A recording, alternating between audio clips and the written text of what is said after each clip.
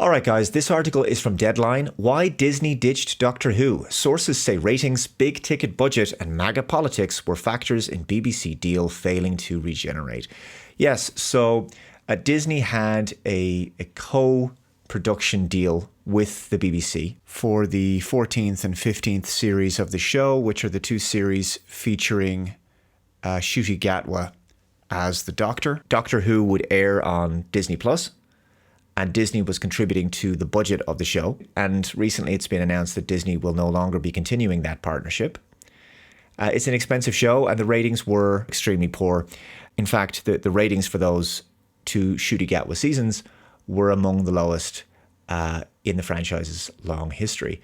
It says exclusive, Dana Walden was in London earlier this month, but it's safe to say that renewing Doctor Who was not among the Disney entertainment chief's priorities. Sources have been telling Deadline for more than a year that Disney has been lukewarm on the sci-fi series, and by Tuesday afternoon, it was official.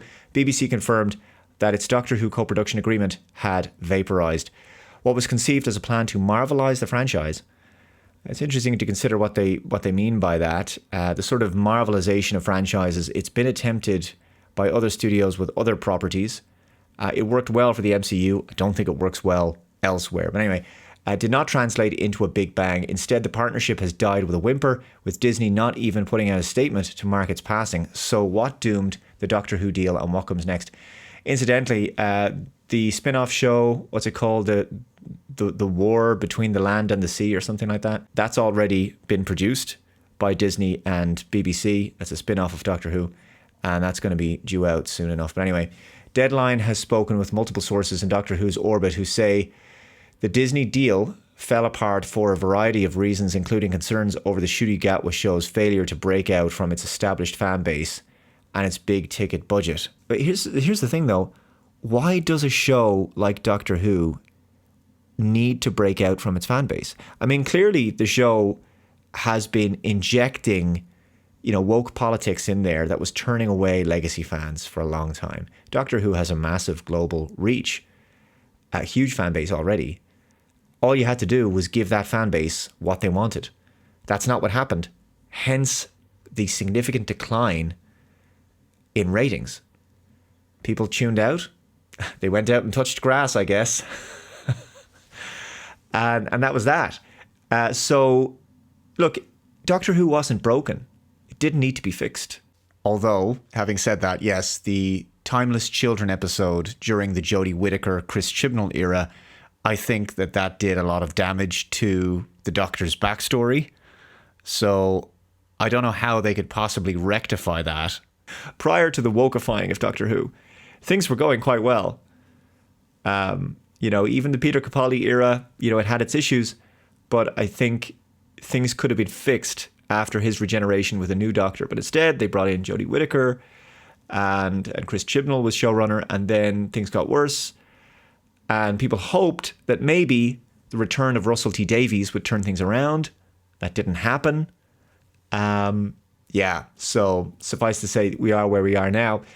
Others suspect that fears of a woke backlash may be a factor, as Doctor Who has embraced diverse storytelling under showrunner Russell T Davies. Well, as I say, again, it's been longer than that, but yes, it wasn't for the long term. It was pretty apparent from early on that this wasn't for the long term, says a former Disney executive. Everyone got the impression that it wasn't doing what it needed to do on Disney Plus to be sustained. Another person close to Doctor Who adds, the writing has been on the wall for ages. There has been a complete lack of enthusiasm over at Disney. Announced in October 2022, Disney's agreement to co-produce Doctor Who was inked at the height of the streaming wars, just weeks before Bob Iger walked back into the building and started scaling back spending. It was hailed at the time as an unprecedented pact bringing together two giants of entertainment, but the ex-Disney insider says they soon detected regret at spending so much on Doctor Who. The show's budget has been £6 million, $8.5 million, and £8 million per episode, we understand, putting the value of the deal as much as $168 million.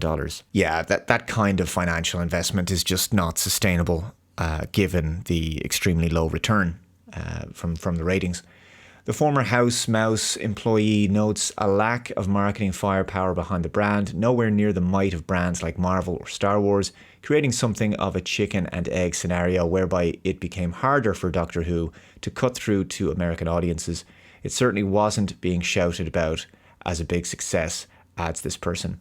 And I will say that even though Doctor Who has enjoyed unprecedented growth and popularity in America since, I would say, really maybe towards the end of the David Tennant era and especially the Matt Smith era, it is still very much a British institution, let's be honest. And I think it's quite quirky in that way. It has a particularly quirky British quality about it. And I think some of that doesn't quite translate well with sort of mainstream American audiences who would prefer things like, Star Trek or Star Wars in their science fiction. Ratings flop. Doctor Who's performance has been far from stellar in the US. This year's season failed to register in Nielsen and Luminate's streaming charts. Meanwhile, the entertainment strategy guy blog branded Doctor Who's debut on Disney as one of the flops of 2024. On the BBC, Doctor Who has seen an alarming drop-off in viewing figures. Season 15 averaged 3.8 million viewers, according to gold standard 28-day viewing figures from Barb, the UK's official ratings agency. This represents a decline of 1 million on the prior season, the first starring Gatwa and produced by Jane Tranter's Bad Wolf. Both Gatwa seasons were down on Jodie Whittaker's concluding season in 2021, watched by 5.2 million people. A period that was not considered to be vintage Doctor Who, indeed. Yes, so it was already in a bad place and it got worse. The ratings were not up to much, someone involved in the series ruefully acknowledges. Another well-placed industry source says Doctor Who became too woke for Trump's USA. And this was a factor in Disney minds when it came to a renewal. Really? Even Disney considered it to be too woke for Trump's USA. Well, that's saying something. Under writer Davies, the series has cast transgender actress Yasmin Finney, featured drag queen Jinx Monsoon as a villain, and played host to a historic gay kiss between Gatwa and Jonathan Groff, some of which drew complaints from BBC viewers. Now, as we know, Doctor Who is going to return for a Christmas special in 2026, and it's going to be written by Russell T Davies. And it's likely going to resolve the odd cliffhanger that the show was left on, with Gatwa regenerating into Billie Piper. But regardless, it all comes down to the numbers. The viewership wasn't there to justify the expenditure per episode that Disney was investing. Gatwa was supposed to do a third series, but that was shelved.